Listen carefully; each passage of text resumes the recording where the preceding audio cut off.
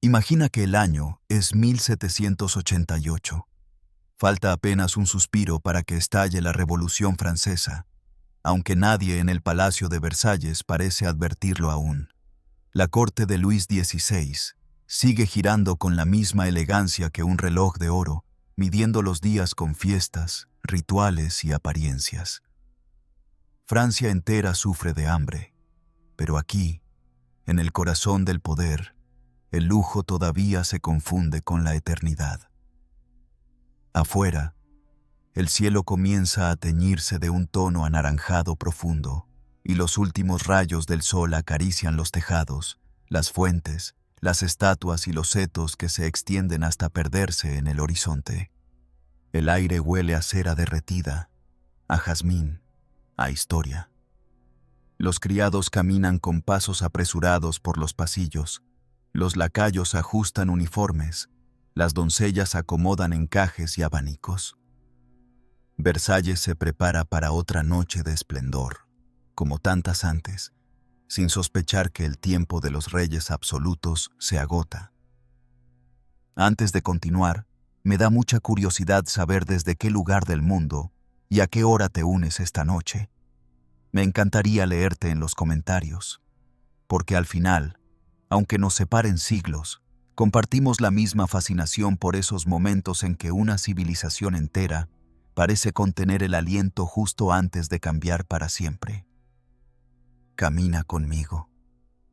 El sol está descendiendo y las sombras comienzan a estirarse entre los senderos de los jardines. Las fuentes murmuran con un ritmo sereno, y las esculturas, bañadas por la luz dorada del atardecer, parecen cobrar vida por un instante. Frente a nosotros, el palacio brilla como una joya colosal. Más de 2000 habitaciones, más de 70.000 metros cuadrados de mármol, seda y oro. Todo lo que ves fue concebido para una sola idea. El poder del rey debía ser tan majestuoso que eclipsara incluso a Dios. Desde el reinado del gran Luis XIV, el Rey Sol, Versalles fue mucho más que una residencia. Era una máquina política, un escenario donde cada gesto tenía significado. Aquí, el amanecer no era simplemente el inicio del día, sino un ritual.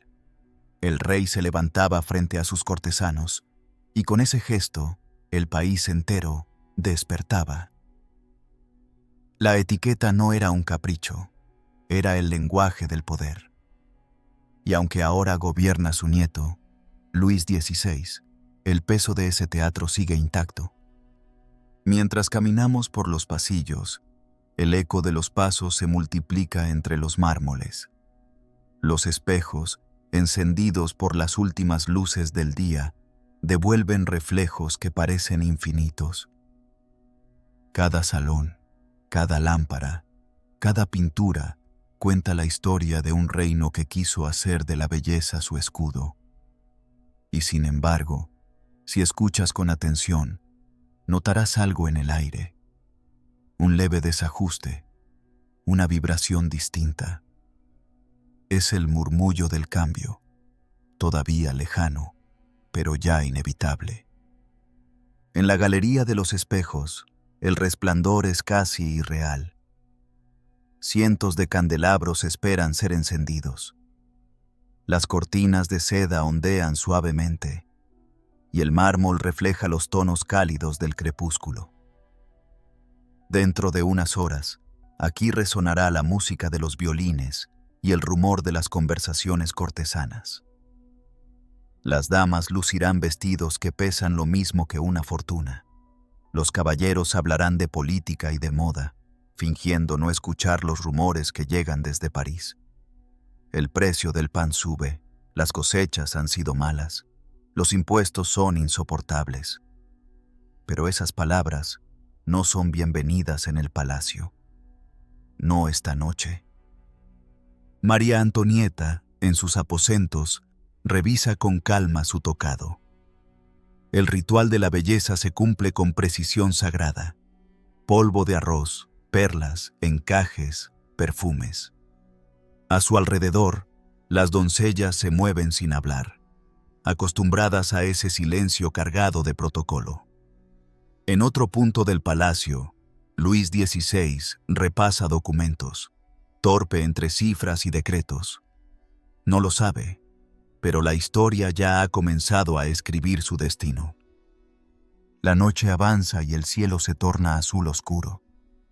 Las antorchas se encienden una a una en el jardín, marcando senderos que parecen fluir como ríos de fuego. Desde las cocinas llega el aroma del banquete que pronto será servido. Carnes asadas, salsas espesas, dulces de frutas exóticas. Los músicos afinan sus instrumentos y el eco del clavicémbalo se cuela entre los pasillos como una promesa de fiesta. Versalles respira grandeza, pero también, sin saberlo, nostalgia. Es el último atardecer dorado de un mundo que está a punto de desaparecer. Las luces se encienden, las conversaciones empiezan, y el palacio, una vez más, se dispone a brillar. Pero bajo ese resplandor perfecto, late un presentimiento que nadie quiere escuchar. Algo se mueve, invisible, detrás de los espejos. Y mientras el sonido de los violines comienza a llenar el aire, el sol termina de hundirse sobre los jardines, dejando tras de sí una calma engañosa, la calma que siempre precede a la tormenta.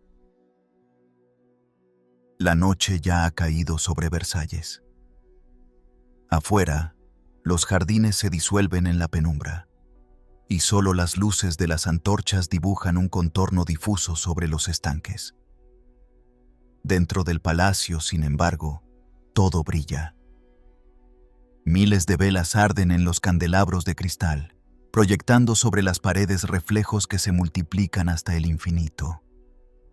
El aire está impregnado del perfume de las flores traídas de los invernaderos reales y del incienso que se quema discretamente en las esquinas para mitigar el olor de la cera.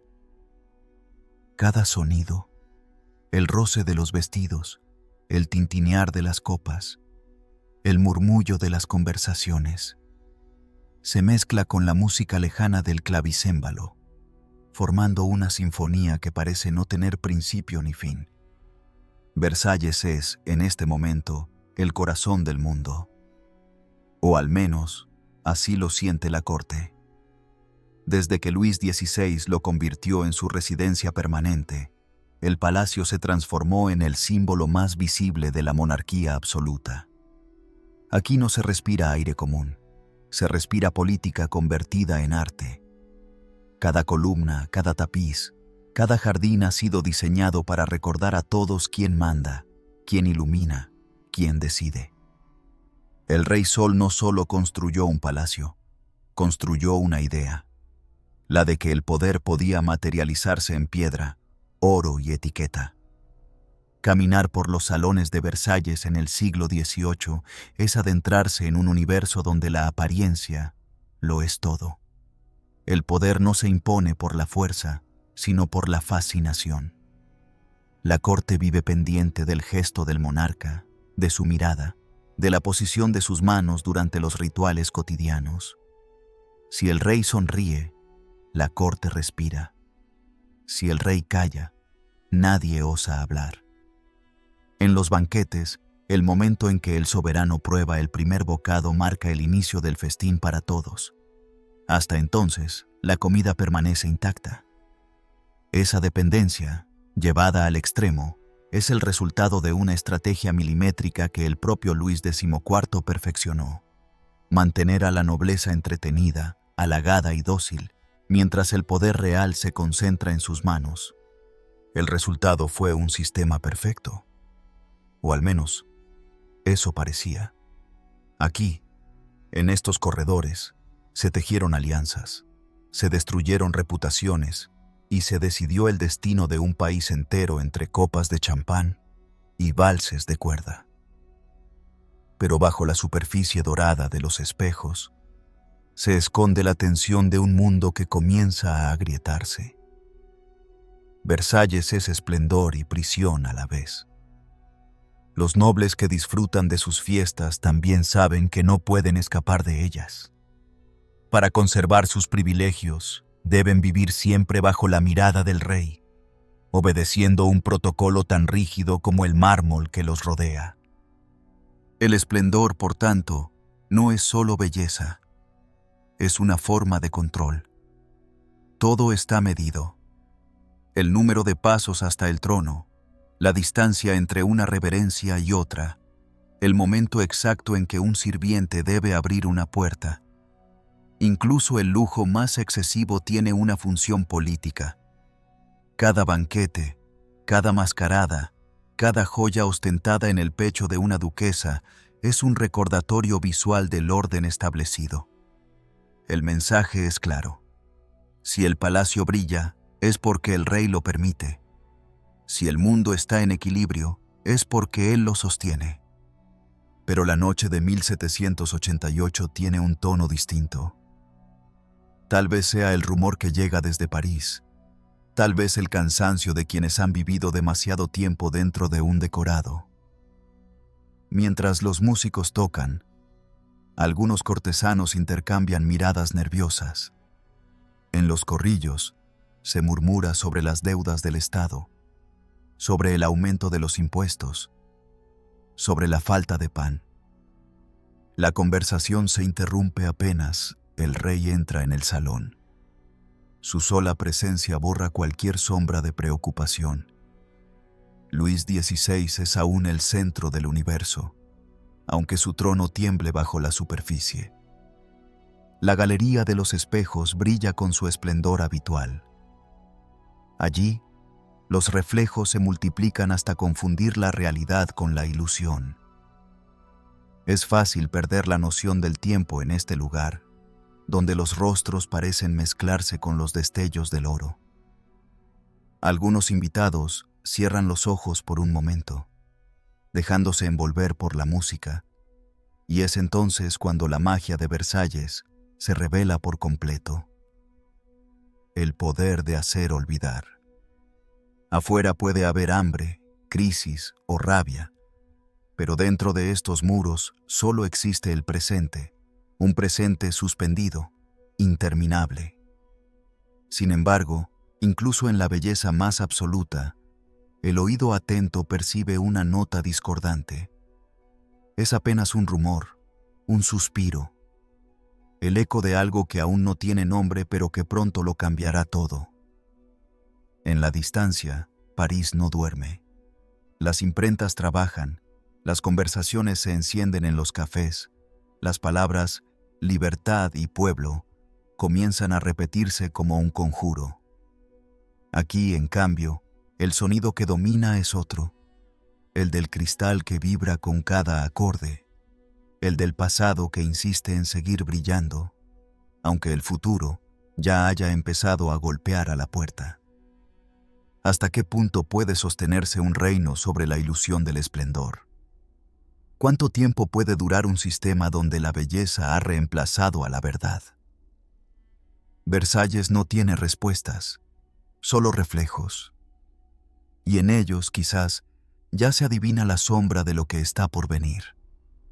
La música continúa, pero algo en el aire ha cambiado. Afuera, el viento sopla más fuerte, como si quisiera colarse entre los ventanales del palacio. Dentro, las velas siguen ardiendo, firmes, majestuosas, ignorantes del humo que empieza a levantarse más allá del horizonte. La noche se adentra en Versalles, pero el palacio no conoce el descanso. Aunque las sombras cubren los jardines y el murmullo de la corte se atenúa, detrás de las paredes doradas sigue latiendo una actividad constante, invisible para los invitados. Es como si el edificio mismo respirara. Un organismo colosal, compuesto de pasillos, cámaras y escaleras secretas por donde transitan cientos de personas que mantienen viva la maquinaria del poder. Mientras los nobles duermen tras el resplandor de los salones, los criados cambian las velas consumidas, limpian los suelos de mármol y reponen el perfume de las flores antes de que llegue el amanecer. Versalles nunca se detiene, porque detenerse sería admitir que su esplendor es humano, y por tanto, finito. En sus tiempos de mayor esplendor, más de 10.000 personas habitaban el palacio y sus dependencias. Cada una tenía un rol preciso en el engranaje cortesano. Estaban los grandes dignatarios y sus familias, los oficiales del rey, los sirvientes, los músicos, los cocineros, los mozos de cuadra, los jardineros. Y todos formaban parte del mismo teatro. El rey era el centro, y cada uno orbitaba a su alrededor, buscando un rayo de su favor. La vida cotidiana en Versalles no se medía por las horas, sino por los gestos del monarca. Cuando el rey se despertaba, Francia despertaba. Cuando comía, el reino comía. Cuando se acostaba, el país entero quedaba en reposo simbólico.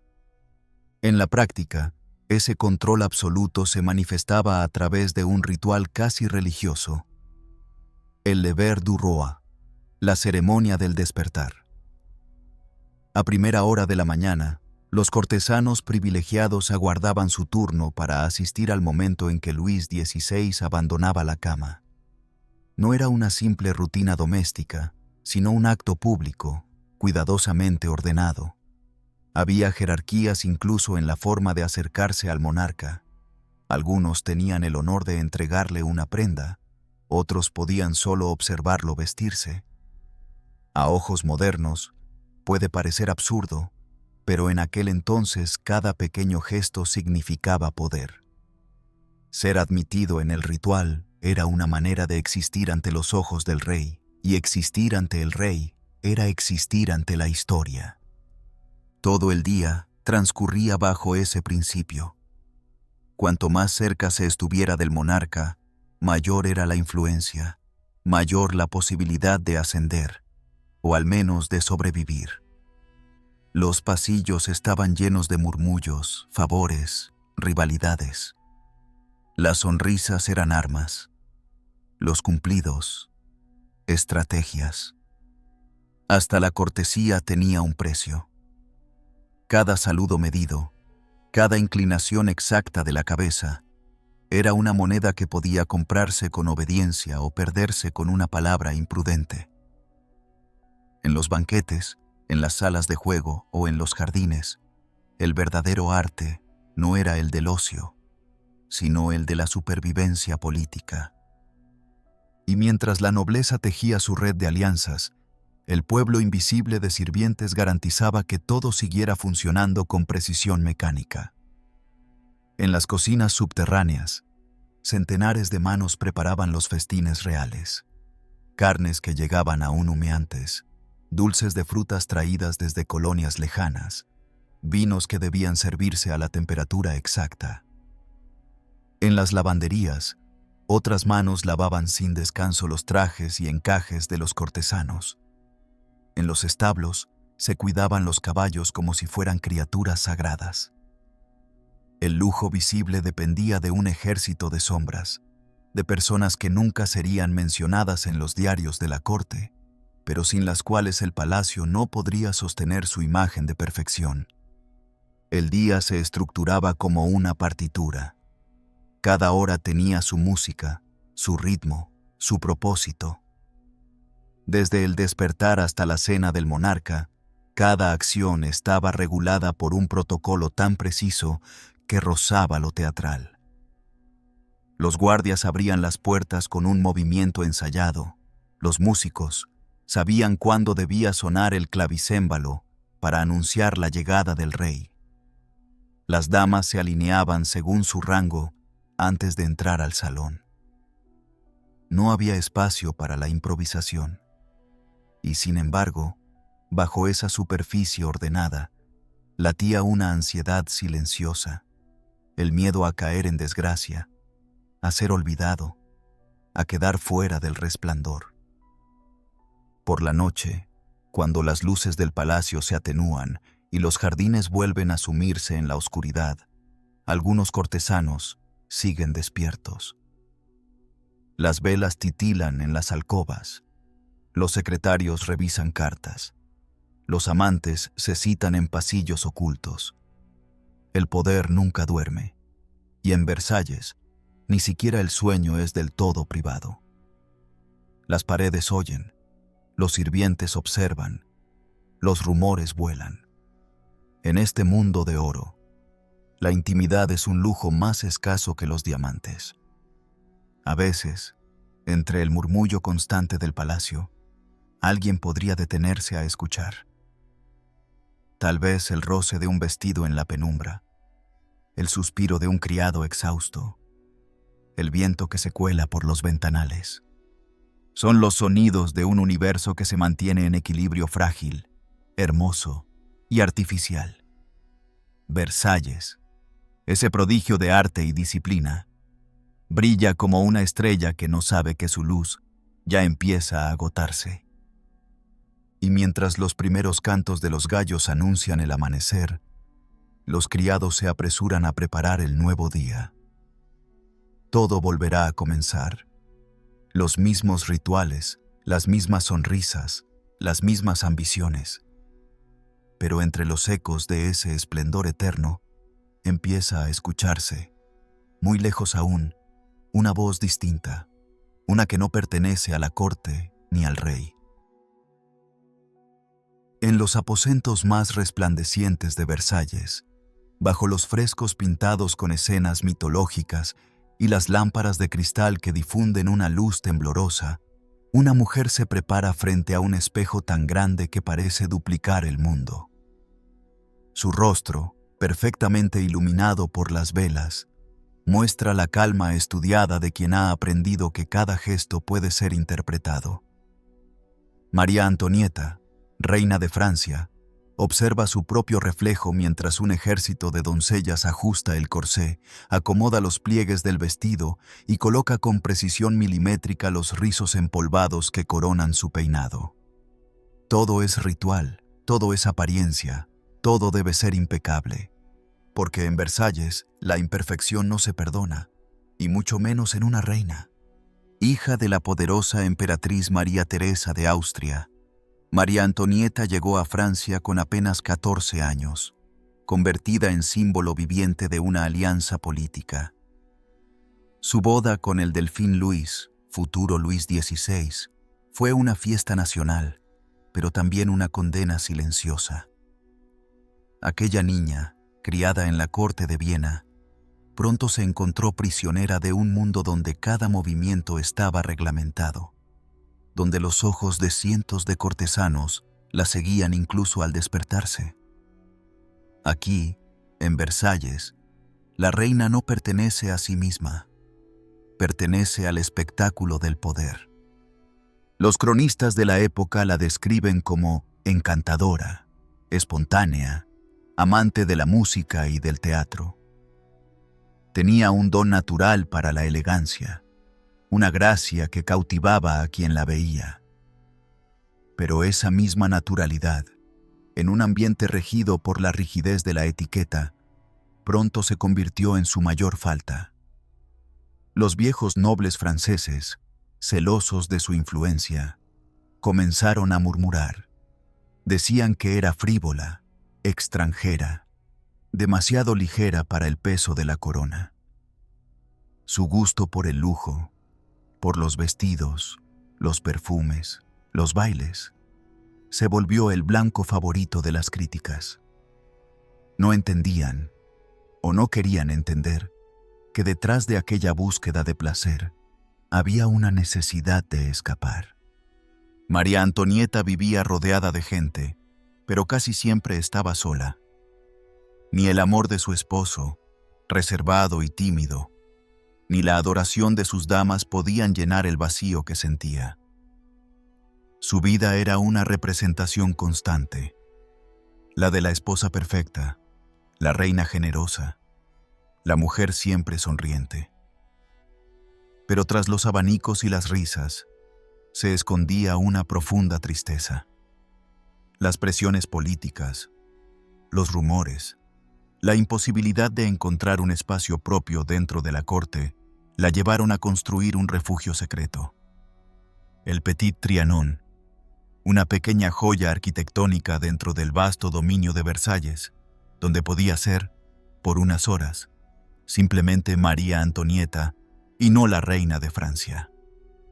Allí, lejos de las miradas indiscretas, la monarca se rodeaba de un círculo íntimo de amigos, escuchaba música, paseaba por los jardines y se vestía con ropas sencillas, inspiradas en el campo.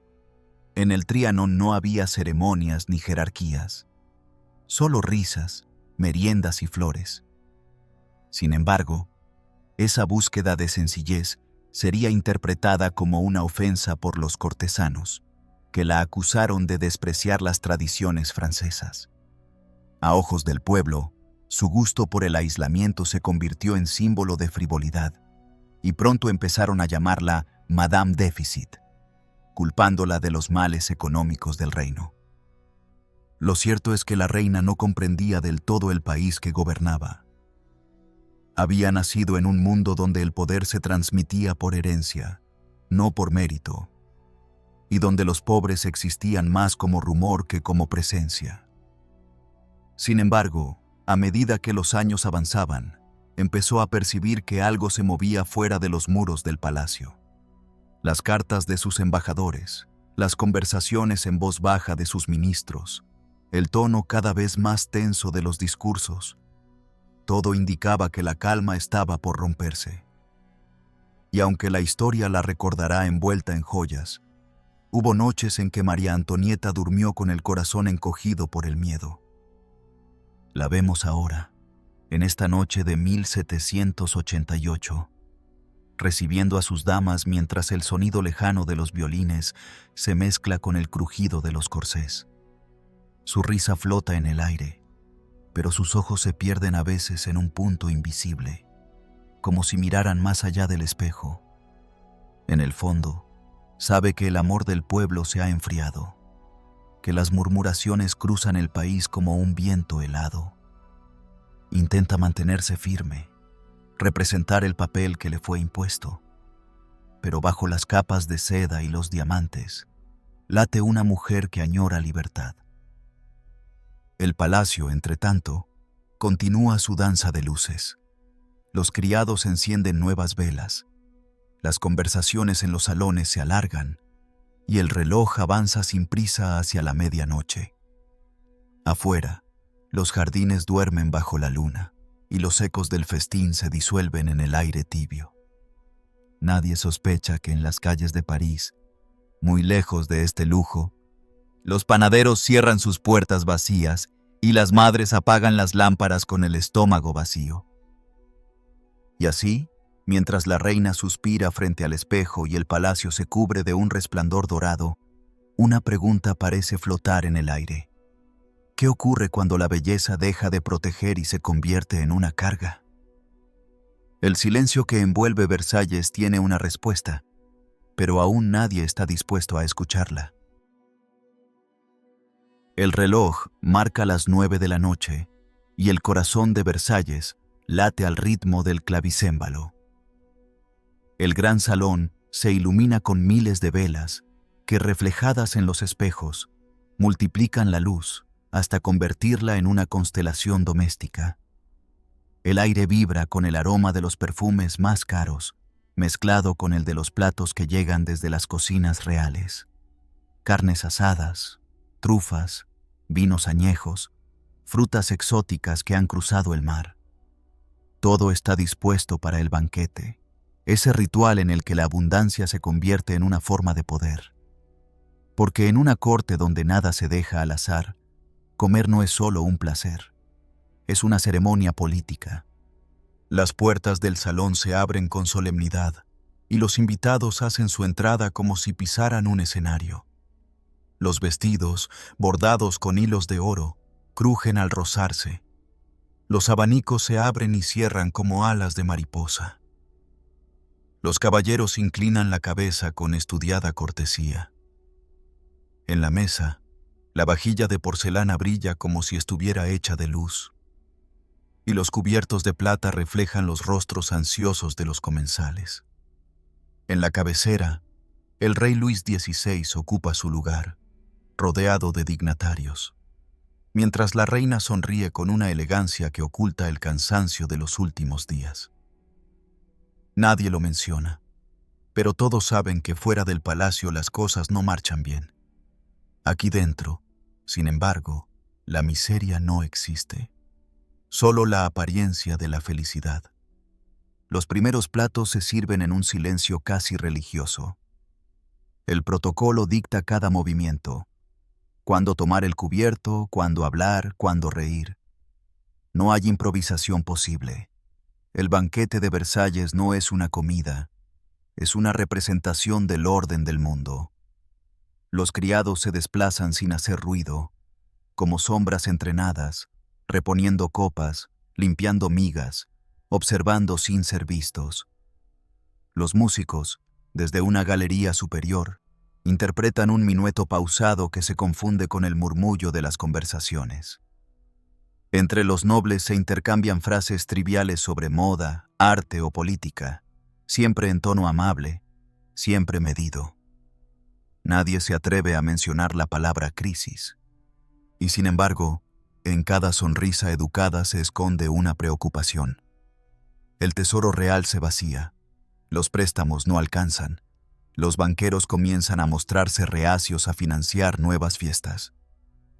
Algunos ministros murmuran sobre la necesidad de reformas, pero en el palacio, cualquier cambio parece un sacrilegio. Lo que reina aquí no es la política, sino la ilusión de estabilidad. Mientras los violines tocan, las copas se alzan, y el vino fluye con la misma naturalidad con que se derrumba el orden antiguo. El banquete avanza como un sueño. Se sirven pasteles coronados con frutas, salsas dulces, helados, vinos de Burdeos. Los invitados ríen, algunos se levantan para conversar, y la atmósfera se vuelve cada vez más ligera, más artificial. Detrás de las máscaras de seda y los abanicos, los rostros parecen todos iguales, como si la corte entera fuera un solo personaje interpretando un papel aprendido de memoria. El sonido de las risas, amplificado por los espejos, llena el salón con un eco inquietante, casi mecánico. Nadie habla de los panfletos que circulan en París, ni de los disturbios en los mercados, ni de las voces que empiezan a reclamar pan y justicia. Esta noche, el palacio se defiende del mundo con música y perfume.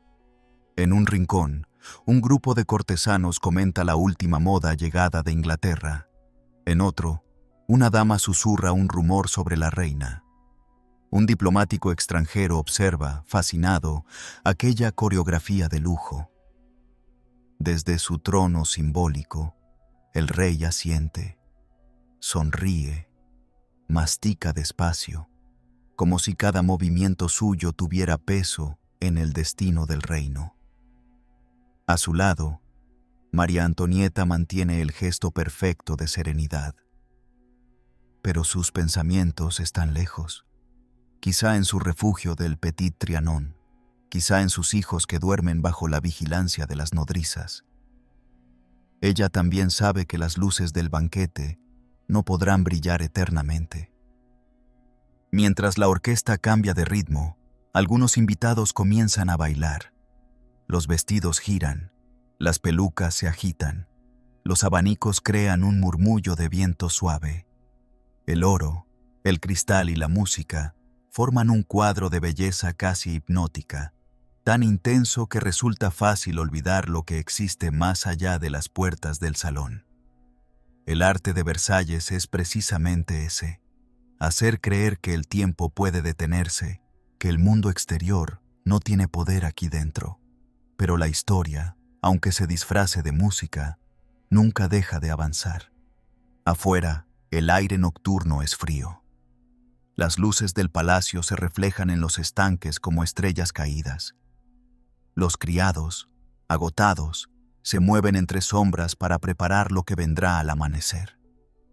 Dentro, las copas siguen alzándose, las risas se prolongan, y el eco de la música se mezcla con el zumbido de los insectos que revolotean en torno a las velas. La noche parece interminable, y sin embargo, algo en su perfección empieza a resultar inquietante, como si toda aquella belleza presintiera su propio final. Cuando el banquete termina y los invitados se dispersan por los corredores, el palacio vuelve a su silencio. Las velas se consumen lentamente, dejando tras de sí el aroma dulce de la cera. Los pasos se alejan, las puertas se cierran, y en la distancia, apenas perceptible, un viento nuevo comienza a soplar. Nadie lo nota aún, pero ese sonido no pertenece al palacio. Viene de más allá de sus muros, y trae consigo un rumor que pronto será imposible ignorar. La música se ha apagado.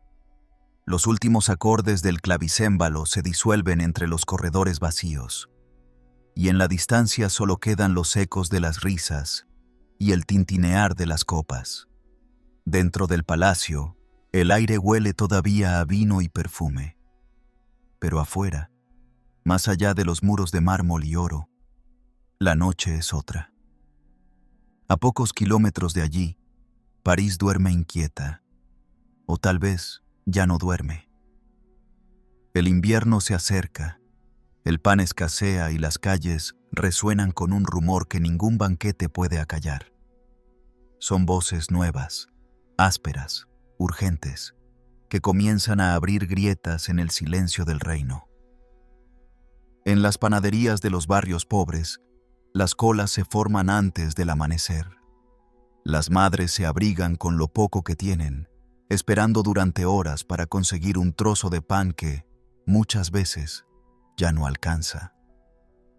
Los niños lloran, los hombres murmuran, y las palabras hambre y injusticia se repiten cada día con más fuerza.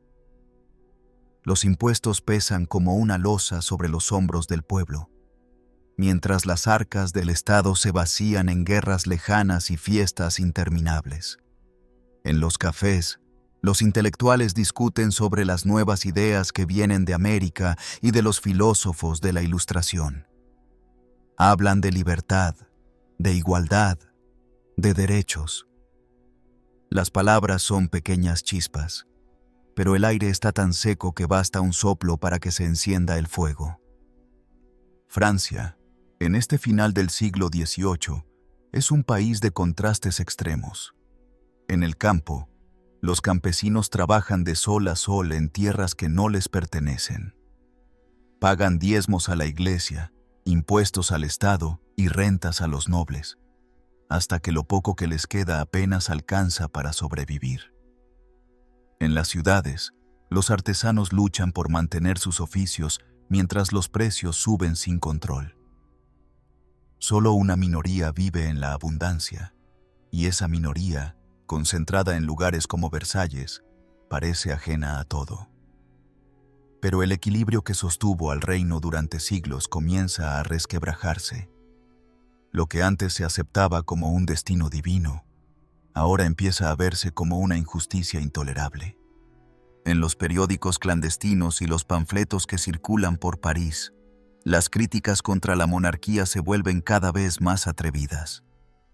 Los escritores, protegidos por el anonimato, ridiculizan a los ministros, caricaturizan al rey y acusan a la reina de derrochar el dinero del pueblo. María Antonieta se convierte en el blanco favorito. Se la culpa de todo, incluso de lo que ignora. En los muros, alguien ha escrito con carbón una frase que se repetirá en toda Europa: si no tienen pan, que coman pasteles. Nadie sabe si ella la pronunció, pero el mito es más poderoso que la verdad. La frase, real o no, basta para encender el resentimiento. Mientras tanto, en Versalles, las noches siguen iluminadas por miles de velas. Los carruajes llegan y se van, los músicos tocan, los ministros discuten sobre números que ya no cuadran. Los guardias del palacio escuchan rumores, pero no se atreven a repetirlos. El rey, honesto pero indeciso, siente que su autoridad se debilita. Ha intentado reformar los impuestos, pero la nobleza se resiste. Ha querido convocar a los estados generales, y las facciones políticas comienzan a dividirse incluso antes de reunirse. En su interior, Luis XVI sospecha que el viejo orden ya no puede sostenerse, pero no sabe cómo cambiarlo sin destruirlo. En las calles de París, en cambio, la palabra cambio se pronuncia con esperanza y rabia. Los oradores improvisados se suben a las mesas de los cafés para hablar del pueblo y de la nación. En los talleres, los aprendices discuten sobre política. En los mercados, las mujeres, esas mismas que cargan con la dureza del hambre, se convierten en portavoces de un nuevo lenguaje. Dicen que la voz del pueblo vale tanto como la del rey. Dicen que nadie nace para servir, sino para vivir. Dicen, sin saberlo aún, que el mundo está a punto de reinventarse. Los muros de Versalles son gruesos, pero no impenetrables. Las noticias llegan disfrazadas de rumores. Los rumores se vuelven sospechas, y las sospechas, miedo. Algunos cortesanos comienzan a mirar hacia París con desconfianza. Otros, más pragmáticos, envían dinero al extranjero por si las cosas empeoran. Pero la mayoría sigue fingiendo que nada cambia. Prefieren creer que las tormentas siempre pasan y que el resplandor del palacio podrá resistirlo todo. Sin embargo, si uno camina por los jardines a medianoche, cuando el viento agita las ramas y las fuentes parecen murmurar, puede escuchar algo distinto en el aire. Ya no es el sonido del agua ni el crujido de los árboles. Es un rumor humano, lejano, persistente. Es el sonido de un pueblo que despierta. Y mientras las velas del palacio se apagan una a una, en París las hogueras comienzan a encenderse. La distancia entre ambos mundos se hace más pequeña con cada noche que pasa. El amanecer llega a Versalles con una calma engañosa. Desde las ventanas de los salones, la luz se filtra entre las cortinas de seda, bañando el mármol con un resplandor dorado que podría confundirse con la paz. Pero bajo esa apariencia de serenidad, el palacio está inquieto. Los ministros se mueven con premura por los pasillos, los secretarios murmuran en voz baja, y los mensajeros van y vienen con documentos sellados. Es el lenguaje del poder en su versión más silenciosa, el murmullo de un sistema que siente cómo el suelo comienza a temblar bajo sus cimientos. En el despacho del rey, los papeles se apilan sobre la mesa. Cifras, informes, deudas, memorias de intendentes. Los números, fríos e implacables, dibujan la verdadera dimensión del desastre. Francia está al borde de la bancarrota.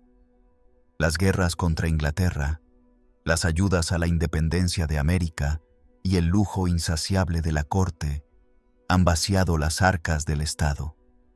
Los ingresos ya no alcanzan, los préstamos se agotan y los impuestos recaen, una vez más, sobre quienes menos tienen. Luis XVI, un hombre de carácter afable y mente curiosa, pero sin el temple de un político, observa los documentos con el ceño fruncido. Quiere comprender, quiere actuar, pero cada decisión se convierte en un laberinto de intereses y traiciones. A su alrededor, el Consejo Real es un hervidero de contradicciones. Los ministros reformistas, encabezados por Necker, insisten en la necesidad de abrir las cuentas del reino, de imponer contribuciones también a la nobleza y al clero. Pero los privilegiados, acostumbrados a vivir sin cargas, rechazan cualquier intento de cambio. En los pasillos, los cortesanos conspiran, temiendo perder sus rentas y su influencia. El poder, en Versalles, no se mide por el trabajo ni por la razón, sino por la proximidad al trono. Y cada vez que el rey duda, alguien más da un paso al frente para ocupar su silencio. Luis XVI escucha, medita, pero al final retrocede. Su bondad natural, que en otro contexto sería una virtud, se convierte aquí en debilidad. No es un tirano, sino un hombre atrapado en un sistema que se resiste a morir. Tiene buena voluntad, pero carece de la decisión implacable que su situación exige. Y mientras los ministros discuten, los acreedores esperan, el pueblo sufre, y la historia avanza con la impaciencia de lo inevitable. El rey es consciente del descontento que crece fuera del palacio. Lo ha escuchado en los informes y en los susurros de los guardias. Sabe que las calles de París hierven, pero no logra imaginar que ese rumor pueda convertirse en un torrente capaz de arrastrarlo todo. El poder absoluto, ese que parecía eterno desde los tiempos del Rey Sol, comienza a mostrar sus grietas. Los nobles, incapaces de ponerse de acuerdo, se enfrentan entre ellos. El clero intenta mantener su autoridad moral mientras pierde el respeto del pueblo. Y en medio de esa red de intereses cruzados, el rey se convierte en un espectador. En la mesa del consejo se suceden las voces, los argumentos, las súplicas, y cada palabra parece perderse en el aire espeso de la indecisión. Versalles, con su brillo deslumbrante, se ha transformado en una jaula dorada donde las decisiones se aplazan hasta que dejan de tener sentido. Fuera del despacho real, los pasillos murmuran. Algunos cortesanos hablan del futuro con miedo, otros con esperanza. Los más viejos recuerdan los días de gloria del Rey Sol y repiten, como un conjuro, que la monarquía francesa ha sobrevivido a todo. Pero los más jóvenes escuchan con atención lo que llega desde París. Los debates, los panfletos, las nuevas ideas. Hay quienes sienten que algo grande está por venir, algo que pondrá a prueba el orden del mundo. Y aunque no lo dicen en voz alta, muchos se preguntan, en secreto, si acaso el cambio no es ya inevitable. Mientras tanto, el palacio continúa su rutina. Se encienden las velas, se sirven las comidas, los músicos afinan los instrumentos. Todo parece igual, pero no lo es. En las reuniones nocturnas, los ministros hablan de crisis con una seriedad que antes no se permitían. En las cartas diplomáticas, las palabras inestabilidad y reforma aparecen cada vez con más frecuencia. El aire huele a inquietud, a papel quemado, a historia en movimiento. Hay un instante, durante esa mañana, en que el rey se levanta y se acerca a la ventana. Desde allí contempla los jardines perfectos, las avenidas simétricas, las fuentes que brotan con precisión matemática. Durante un momento, todo parece bajo control. Pero más allá de los muros, al otro lado de la distancia, algo se agita.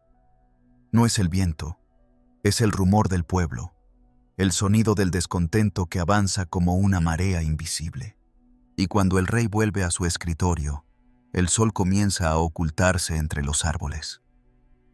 Los documentos siguen allí, los ministros siguen esperando, pero la historia ya ha tomado su propio curso.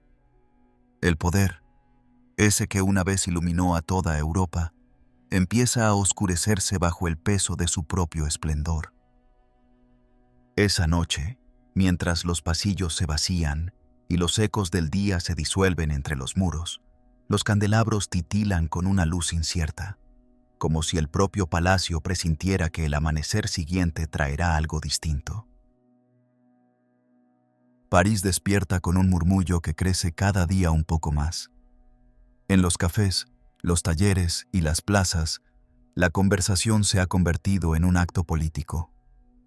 Los panfletos se reparten como si fueran plegarias, y en las imprentas clandestinas, los nombres de Voltaire, Rousseau y Montesquieu se imprimen junto a frases que hablan de derechos, razón y libertad. Las ideas viajan más rápido que los carruajes, cruzan los barrios humildes y llegan a los oídos del pueblo con la fuerza de una revelación. Lo que antes era privilegio de los salones ilustrados se ha convertido en el idioma de las calles. Francia comienza a mirarse a sí misma con una nueva conciencia, y el reflejo que devuelve el espejo ya no es el del esplendor, sino el de la desigualdad. En el corazón de la ciudad, las asambleas improvisadas atraen a multitudes. Hombres y mujeres que nunca habían tenido voz se reúnen para escuchar discursos, discutir sobre impuestos, pan y justicia. Las palabras pueblo y nación empiezan a usarse con un fervor inédito. Ya no son conceptos filosóficos, son promesas de dignidad.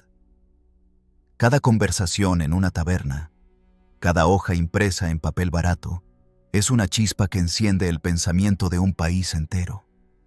Y aunque en Versalles las noticias llegan distorsionadas, el eco de esas voces resuena con un tono imposible de ignorar. Mientras tanto, en el palacio, la rutina continúa. Los jardines siguen perfectamente podados, las fuentes brotan con la misma elegancia, y los criados repiten los mismos gestos de siempre. Pero los reflejos del espejo empiezan a cambiar. Donde antes solo se veía grandeza, ahora se filtran imágenes de un pueblo que reclama su lugar en la historia. Los cortesanos intentan mantener la compostura, pero incluso ellos notan que algo ha cambiado. Los banquetes se vuelven más sobrios, las conversaciones más tensas. La opulencia, que durante siglos fue sinónimo de poder, empieza a sentirse como una provocación. Los rumores llegan al palacio como ecos lejanos. Se habla de disturbios en las calles, de panaderías saqueadas, de guardias que se niegan a intervenir. Los ministros más sensatos advierten que el pueblo no solo tiene hambre de pan, sino de justicia. Luis XVI. Escucha, asiente, promete medidas. Pero la lentitud de su gobierno ya no puede competir con la velocidad de los acontecimientos. En apenas unos meses, el país entero parece haberse puesto de pie. Las voces que antes pedían caridad, ahora exigen derechos, y las súplicas se han transformado en consignas. En este punto, Francia se convierte en un espejo dividido. De un lado, el brillo de Versalles, el lujo, la etiqueta, la calma fingida. Del otro, la Francia real. Las calles embarradas, las fábricas cerradas, los niños descalzos. Dos mundos que se miran sin entenderse, pero que pronto se tocarán con violencia. El reflejo ya no es perfecto, está lleno de grietas. Y cada grieta es una verdad que se abre paso. La monarquía ya no representa al pueblo, sino su distancia. En los salones ilustrados, los intelectuales discuten con emoción sobre lo que está ocurriendo. Algunos ven en ello el amanecer de una nueva era, otros temen que las ideas se conviertan en caos. Pero en las calles, nadie duda. El pueblo, dicen, es la nación. Esa frase, sencilla y poderosa, cambia para siempre la manera de pensar el poder. Por primera vez en siglos, los campesinos, los obreros, los artesanos, comienzan a verse a sí mismos como parte de algo más grande que su miseria. Una comunidad unida por la injusticia y por la esperanza. En Versalles, sin embargo, los espejos siguen multiplicando la luz de los candelabros. En ellos se reflejan los rostros de los cortesanos, sus gestos estudiados, sus risas nerviosas. Pero también, si uno los mira con atención, parecen reflejar otra cosa: el movimiento invisible de una multitud que se aproxima. Tal vez no estén allí, físicamente, pero el rumor de su llegada flota en el aire, imperceptible pero constante. La historia se está acercando, y los espejos, testigos silenciosos de siglos de vanidad, serán pronto ventanas hacia una nueva realidad. Es curioso pensar cómo la misma belleza que una vez fue símbolo de poder se convierte ahora en evidencia del desequilibrio. Cada lámpara, cada tapiz, cada joya es una provocación frente al hambre que crece afuera. Los salones que antes parecían templos de armonía son ahora recordatorios del exceso. El palacio entero parece flotar sobre una burbuja de oro. Y todos intuyen, aunque nadie lo diga, que esa burbuja está a punto de estallar. Esa noche, mientras el rey se retira a sus aposentos y el silencio vuelve a cubrir los corredores, el viento sopla con una fuerza inusual. Las velas titilan, los cortinajes se agitan, y por un instante parece que el palacio entero respira con inquietud. Afuera, París no duerme. En cada rincón, en cada conversación, en cada mirada, el pueblo ya se prepara para escribir su propia versión del destino. Y cuando el amanecer se asome de nuevo sobre los jardines de Versalles, el espejo del poder reflejará, por primera vez, algo que ya no podrá ignorar. El verano de 1789 se acerca a su fin, pero el aire en Versalles es espeso, casi irrespirable. En el interior del palacio, las velas arden con una intensidad febril, y el perfume que impregna los salones apenas logra disimular la tensión que se respira. Las conversaciones, antes animadas y frívolas, han adoptado un tono más bajo, más contenido. Algo ha cambiado, y todos lo perciben. Es como si el brillo del palacio, ese resplandor que durante siglos había cegado a Europa, empezara a volverse contra sí mismo. Los rumores ya no son solo rumores. En París, las multitudes han tomado las calles, las imprentas no descansan, y el sonido de los cañones de la Bastilla aún resuena en la memoria colectiva. La caída de aquella fortaleza, apenas unas semanas atrás, fue más que un acto simbólico, fue el derribo del miedo.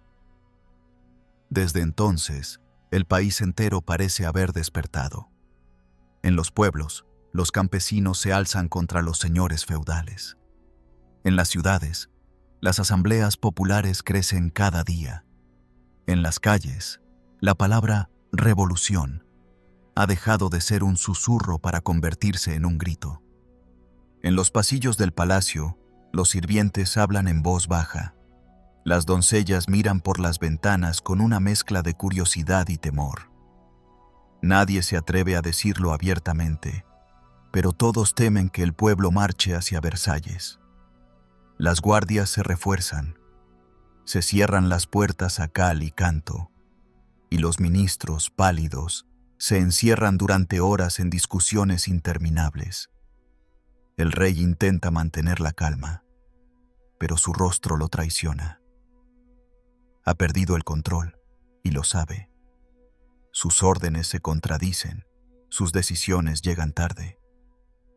A veces parece que espera un milagro, como si el orden del mundo pudiera restablecerse por sí solo. María Antonieta, por su parte, pasa las noches en vela. En sus habitaciones, el aire huele a incienso y a ansiedad. Las cortinas están corridas, los relojes laten con un ritmo insoportable, y el silencio pesa tanto como el miedo. Algunos la culpan de todo, otros aún la defienden con devoción. Ella misma no sabe ya qué creer. Siente que el pueblo la odia, que el país la acusa de lujos que no son solo suyos, y que la historia la ha convertido en el rostro visible de un sistema que se desmorona. Cada carta que recibe desde París parece traer una amenaza disfrazada de noticia. Cada día que pasa, la reina se siente más aislada, más prisionera de su propio trono. El palacio entero parece transformado.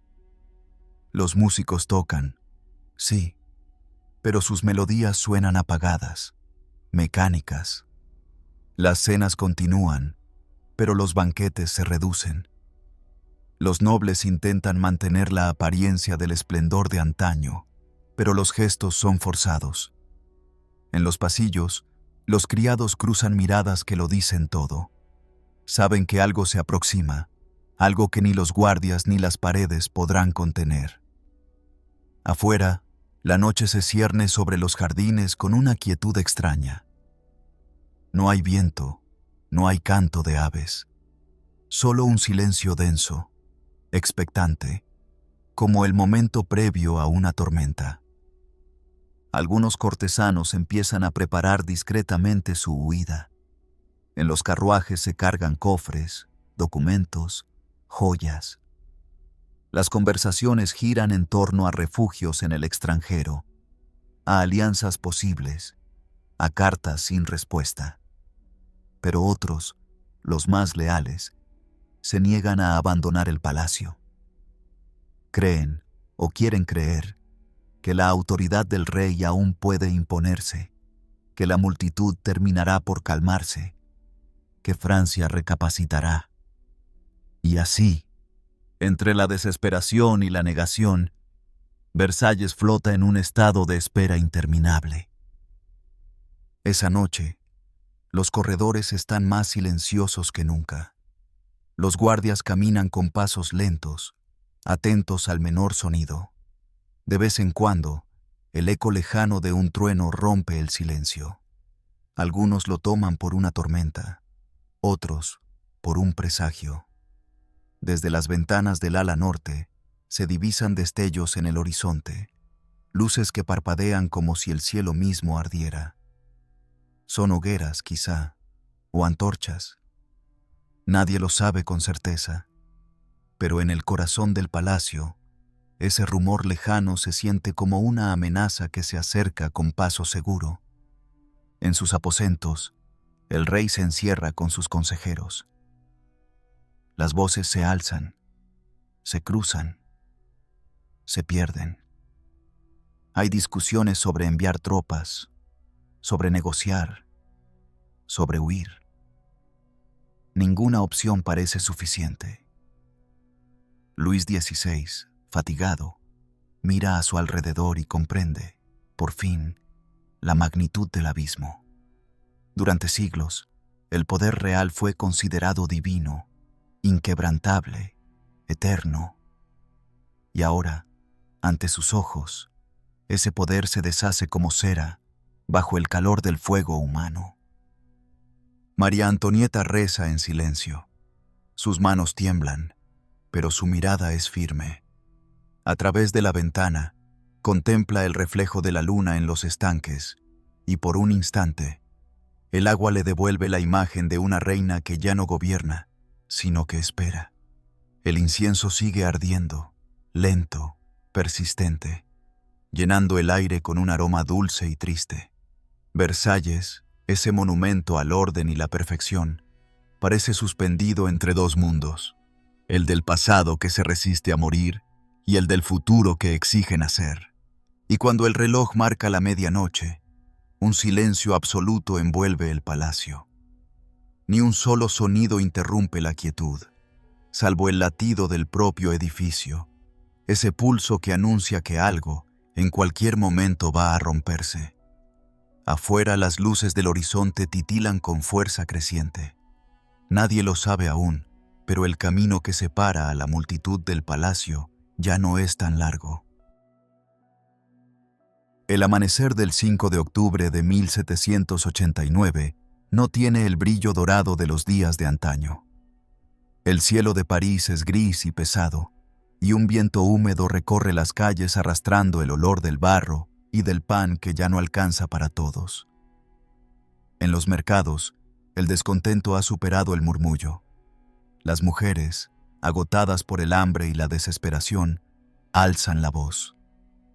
¡Pan! ¡Queremos pan!, gritan una y otra vez, mientras sus manos levantan cuchillos, palos y herramientas improvisadas. Son lavanderas, vendedoras, criadas, madres que han pasado demasiadas noches sin nada que llevar a la mesa. Lo que comienza como un clamor se convierte pronto en una marcha. Sin líderes, sin banderas, pero con una determinación que solo el hambre puede dar. A media mañana, miles de mujeres avanzan hacia Versalles. Llevan consigo la rabia del pueblo y el eco de todas las promesas incumplidas. A su paso, los soldados dudan. Algunos se apartan, otros se unen. La multitud crece como una marea que ya no puede detenerse. Llueve, pero nadie se detiene. Entre los gritos, las voces repiten el nombre del rey. Que venga a París, que vea el hambre de su pueblo. La revolución, que hasta entonces parecía una abstracción, ha adquirido un rostro, el de esas mujeres decididas que marchan descalzas sobre el barro para exigir justicia. En el palacio, el día comienza con una calma aparente. Los sirvientes preparan el desayuno real, los ministros esperan nuevas órdenes, y el protocolo se cumple como si el mundo siguiera intacto. Pero poco a poco, los rumores llegan como ráfagas de viento helado. Los mensajeros hablan de una multitud que avanza por la carretera de Sèvres, de gritos que se escuchan a kilómetros. Nadie lo cree al principio. Nadie puede imaginar que el pueblo haya tenido la osadía de marchar hacia el corazón mismo del poder. Y sin embargo, el sonido se acerca. A mediodía, las campanas de Versalles repican con urgencia. El ejército se moviliza. Los guardias reales cierran las puertas del palacio. Los nobles se refugian en sus aposentos. Desde los balcones, algunos cortesanos observan la columna humana que se acerca. Mujeres empapadas, hombres armados con lanzas y mosquetes, jóvenes con el rostro cubierto de lodo y furia. La visión es sobrecogedora. Nadie en el palacio ha visto jamás algo semejante. Cuando la multitud llega a las puertas de Versalles, el aire se llena de gritos y tambores improvisados. Quieren hablar con el rey, quieren pan, quieren respuestas. Luis XVI, confundido, vacila. Algunos le aconsejan huir, otros le instan a enfrentarse al pueblo. Pero él, con una mezcla de orgullo y desconcierto, decide quedarse. «Iré a hablar con ellos», dice. Es un gesto valiente, o quizá desesperado, pero demasiado tardío. María Antonieta se asoma a una ventana y ve, por primera vez, el rostro real de su pueblo. No es la multitud idealizada de los retratos, ni la que saluda en los paseos reales. Es un pueblo cansado, hambriento, furioso. Su mirada se cruza con la de una mujer delgada, de rostro curtido y ojos encendidos. Durante un instante, parecen reconocerse, una reina y una madre, separadas por un abismo que ninguna palabra puede cerrar. María Antonieta retrocede, pálida. Las horas pasan entre tensiones y negociaciones. El rey acepta firmar un decreto que promete pan para París y cierta moderación en los impuestos. La muchedumbre aplaude, pero no se dispersa. Quieren más que palabras. Quieren al rey en la capital, bajo la mirada del pueblo. En la noche, mientras el palacio intenta dormir, los campamentos improvisados junto a las rejas del jardín arden con hogueras. Las canciones revolucionarias resuenan en la distancia. Dentro del palacio, los guardias vigilan con el dedo en el gatillo, temiendo lo inevitable. Al amanecer del día siguiente, la calma se rompe. Algunos manifestantes logran entrar al palacio. Los pasillos se llenan de gritos y el caos se apodera de todo. Las puertas se cierran apresuradamente. Los sirvientes huyen. El eco de los pasos retumba en las escaleras. En medio de la confusión, el pueblo logra llegar hasta la antecámara de la reina. María Antonieta se refugia con sus hijos, mientras los gritos de la multitud retumban tras las paredes. El miedo tiene el rostro del desbordamiento. Finalmente, los guardias logran restablecer un frágil orden. Luis XVI aparece en el balcón principal del palacio. Con la cabeza descubierta y el rostro pálido, promete acompañar al pueblo a París. La multitud estalla en vítores, aunque su alegría es amarga. El rey no lo sabe aún, pero ese gesto, que pretende calmar los ánimos, marca el final simbólico del poder absoluto. A partir de ese momento, el monarca ya no reinará desde su palacio, sino bajo la vigilancia del pueblo que ha aprendido a desafiarlo. La procesión de regreso a París es lenta y silenciosa. Bajo la lluvia, el carruaje real avanza escoltado por una marea humana. En las calles, los parisinos observan incrédulos cómo el rey llega como un prisionero, acompañado por el pueblo que una vez gobernó desde la distancia. Versalles queda atrás, envuelto en un silencio desolador, como un cuerpo al que le han arrancado el alma. Y mientras los ecos de los tambores se pierden en el horizonte, el gran palacio de los reyes franceses despierta vacío por primera vez en más de un siglo, sin saber aún que acaba de convertirse en el escenario de un pasado que nunca volverá. El carruaje real se detuvo al caer la tarde frente al Palacio de las Tullerías, en París. Era el 6 de octubre de 1789, y el trayecto desde Versalles había durado horas interminables. Afuera, la multitud aguardaba con una mezcla de júbilo, curiosidad y odio. Dentro del coche, el rey Luis XVI, la reina María Antonieta y sus hijos guardaban un silencio sepulcral. Habían salido de su residencia bajo la escolta del pueblo, rodeados por gritos, cantos revolucionarios y pancartas que reclamaban justicia. El camino estuvo marcado por el barro, la lluvia y el sonido de los tambores. Cada metro recorrido alejaba a los monarcas no solo de Versalles, sino del mundo que habían conocido. Cuando las puertas del carruaje se abrieron, el rey descendió lentamente, saludando con un gesto torpe.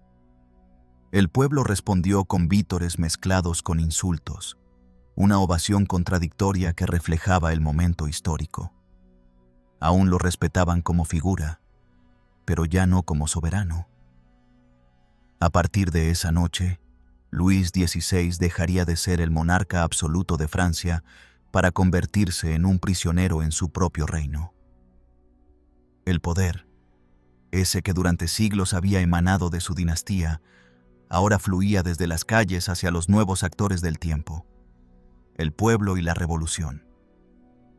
Versalles, mientras tanto, quedó atrás, silencioso y vacío. Las lámparas que habían iluminado los banquetes se extinguieron una a una, y el eco de los pasos desapareció de los corredores. Las fuentes dejaron de fluir, los jardines se cubrieron de hojas caídas y el aire comenzó a oler a abandono. Los pocos sirvientes que permanecieron en el palacio caminaban sin rumbo, como si el alma del lugar se hubiera marchado con los reyes. Las habitaciones, antaño llenas de risas, perfumes y música, ahora eran solo escenarios vacíos. Los retratos de los monarcas parecían mirar con desconcierto el silencio que los rodeaba. En París, la familia real intentaba adaptarse a su nueva vida. El Palacio de las Tullerías era amplio, pero carecía de la magnificencia de Versalles. Las rutinas, sin embargo, intentaron mantenerse. El rey seguía levantándose temprano, revisaba papeles, cazaba cuando podía. La reina se ocupaba de sus hijos y mantenía la compostura. Pero todo había cambiado. Ya no eran el centro del universo, sino piezas observadas por una multitud que vigilaba cada movimiento. Desde las ventanas podían escucharse las voces del pueblo, los pregones de los vendedores, los cantos de los soldados revolucionarios. Francia entera parecía estar de pie, y el monarca, por primera vez, sentado. María Antonieta, acostumbrada al lujo del Petit Trianon, se movía ahora en habitaciones austeras, rodeada por un personal reducido y desconfiado. Cada carta que escribía debía pasar por las manos de un censor. Cada visitante era un riesgo. El aislamiento que en Versalles había sido dorado, en París se volvió opresivo. La reina, que alguna vez fue símbolo de elegancia, comenzó a ser retratada en panfletos como un monstruo de frivolidad y traición. Su acento extranjero, sus vestidos, incluso sus gestos maternales, se transformaron en pruebas de su supuesta culpa. Ella, que había soñado con libertad, era ahora el emblema de la prisión. Luis XVI, por su parte, intentaba comprender lo que estaba ocurriendo. Leía los periódicos, escuchaba a sus consejeros y escribía en su diario con la frialdad de quien se aferra a la rutina para no perder la razón. En una de sus entradas, anotó simplemente: «Hoy no ha pasado nada importante». Aquella frase, tan simple como desesperada, condensaba la tragedia de un rey que ya no sabía interpretar los signos de su tiempo. La revolución no necesitaba su permiso para avanzar. Afuera, París hervía. Las calles se llenaban de discursos, asambleas, marchas. La Declaración de los Derechos del Hombre y del Ciudadano había sido aprobada, y con ella, el principio que cambiaría el destino del país. Todos los hombres nacen libres e iguales. Las palabras que un día habían sido susurros de filósofos, ahora se convertían en leyes. En los cafés, la gente discutía sobre república, soberanía, justicia. Las ideas habían escapado de los libros para ocupar la vida cotidiana. Y mientras el pueblo soñaba con un futuro nuevo, la monarquía se hundía en su propio pasado. Versalles, convertido en un eco distante, comenzaba a despertar como símbolo. Ya no era el centro del poder, sino el recuerdo de lo que Francia había decidido dejar atrás. Los salones vacíos, los espejos sin reflejos, las camas sin ocupantes, todo parecía formar parte de una escenografía congelada en el tiempo. Quienes lo visitaban hablaban de una tristeza palpable, como si los muros, despojados de propósito, hubieran aprendido a guardar silencio. En las Tullerías, la reina mira por la ventana el cielo gris de París. El ruido del pueblo llega hasta sus oídos. Es un rumor constante, como el mar. Cierra los ojos e imagina los jardines de Versalles, los paseos al atardecer, las risas de sus hijos corriendo entre los rosales. Pero al abrirlos, la realidad es otra. Guardias en las puertas, rostros desconfiados, un pueblo que exige respuestas. Y aunque aún no lo sabe, los días de encierro serán solo el preludio de una tragedia mayor. Cuando cae la noche, el rey y la reina intentan dormir. Afuera, las antorchas iluminan la plaza. Los revolucionarios vigilan el palacio con la misma atención con la que antaño los cortesanos observaban cada gesto real. El orden del mundo se ha invertido. El pueblo ahora observa, y los reyes son los que se sienten observados. Y así, mientras las campanas de París marcan la medianoche y el viento apaga las últimas velas, el eco de Versalles parece llegar hasta la ciudad, lejano, frágil, como un suspiro, porque incluso en la derrota, los muros del antiguo palacio aún conservan algo de su voz. Una voz que con el tiempo volverá a hablar, no del poder, sino de la memoria. Hoy, cuando uno se adentra en los pasillos silenciosos de Versalles, lo primero que sorprende no es el oro ni el mármol, sino el silencio. Un silencio denso, casi físico, que parece guardar la respiración de los siglos. Las lámparas brillan todavía, pero ya no iluminan coronas ni cortejos, sino grupos de visitantes que caminan despacio, admirando lo que queda de una época que se extinguió entre susurros y gritos. Cada paso resuena como un eco lejano, un recordatorio de que aquí, donde se tejió el esplendor de la monarquía, también comenzó su final.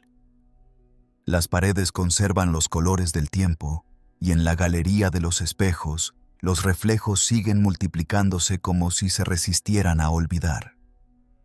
Pero ya no muestran el rostro de los reyes, sino los de los curiosos que observan con asombro y melancolía. Algunos turistas hablan en voz baja, otros levantan la mirada para imaginar cómo debió ser aquel lugar en su apogeo, cuando los perfumes flotaban en el aire y el sonido de los violines marcaba el ritmo de la vida cortesana. Sin embargo, entre la belleza y la grandiosidad, persiste algo más profundo: la sensación de estar caminando sobre las huellas de un sueño que se creyó eterno. Versalles no murió con la revolución. Cambió de alma, como si el palacio hubiera decidido adaptarse a la historia en lugar de desaparecer con ella. Durante los años que siguieron al fin de la monarquía, sus salones sirvieron de cuartel, de sede política, de museo improvisado.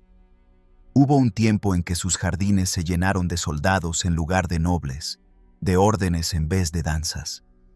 Los tronos fueron retirados, las insignias reales se guardaron, pero la estructura resistió. Quizá porque Versalles no era solo un símbolo del poder de un hombre, sino una encarnación material del deseo humano de perdurar.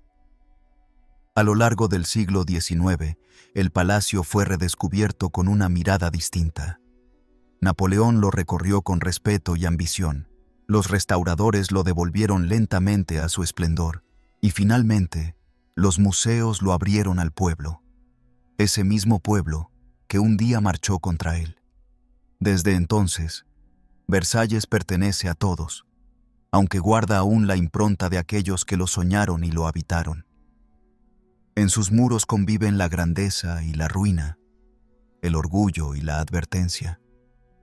Caminar por sus corredores es escuchar el murmullo del pasado, un pasado que no desaparece, sino que se transforma en lección.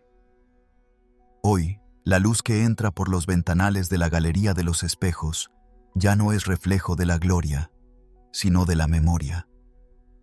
Cada amanecer que toca sus columnas repite el ciclo del tiempo, el esplendor, la caída, la reconstrucción. Allí donde un día los cortesanos competían por una mirada del rey, ahora se escuchan los pasos de viajeros venidos de todo el mundo. Y es curioso, aunque los rostros cambian, el asombro es el mismo.